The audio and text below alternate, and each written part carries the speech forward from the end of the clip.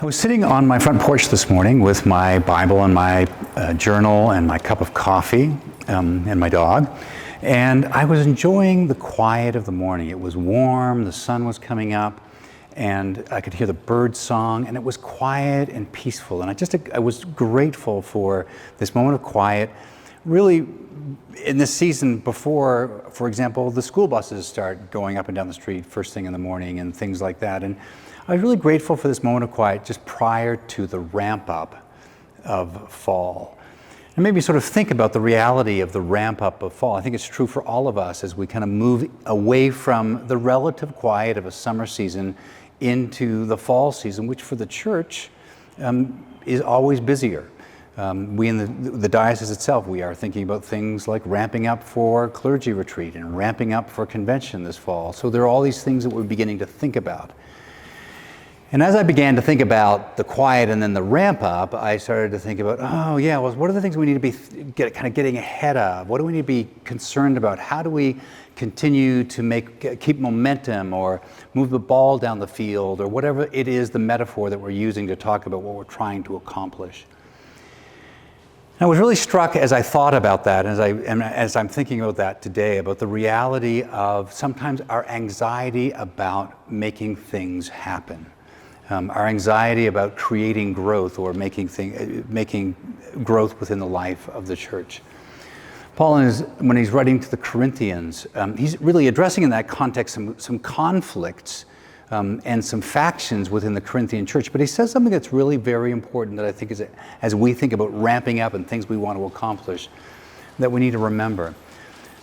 Paul says this, he says, Paul plants and Apollos waters, but God gives the growth. Again, he's saying this to sort of make sure that people aren't in this place where they're sort of raising the party of Paul over the party of Apollos. But the broader principle about God giving growth is really important as well. The truth is, all of our ramping up activities, all of our preparations are work that needs to be done. We do need to plant, we do need to water. Those things, in fact, do need to happen. But it's important that we remember as we do that so that we take, I think, a little bit of the stress and the anxiety and the pressure to make things happen or make things grow, to recognize that that's actually the work of God in our midst, the reality of God giving growth. It doesn't mean that there's not things that we do need to do.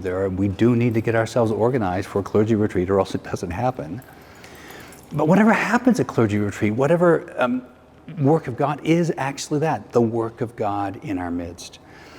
And what I really want to say is we all get ramped up for the fall, particularly ramped up for our fall church activities. I want to say to those who are feeling the burden or the pressure of that, to be reminded that while there are some things you obviously need to do, it is our confidence in God who will bring growth that really, really matters. Our hope is not in our great plans and our great execution, but rather than our faithfulness to do the tasks that He has given us to do, that we might see the sovereign work of God bringing growth in our lives and the lives of our churches. I pray that this fall, as we begin to ramp up, I pray for you and for myself, that it would be devoid of anxiety and simply a joy to do the planting, the tilling, the weeding, the watering work that just prepares the soil for the miraculous work of God.